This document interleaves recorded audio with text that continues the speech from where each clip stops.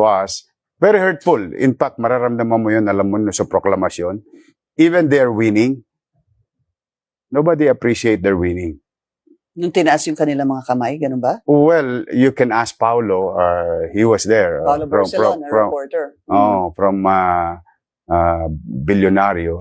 Wala talaga. But kaya nung naramdaman ko yun, na there's so much hate against them, sabi ko na lamang, ano na tayo? Yorme, why is there hate against them? Is it because of VP Sara? Or is it because of you? I don't know. But one thing is for sure, alam ng tao na inalagaan ko sila. We nurtured them and gave them a chance, and they opted to gang up on me. I think yun ang... More sa'yo?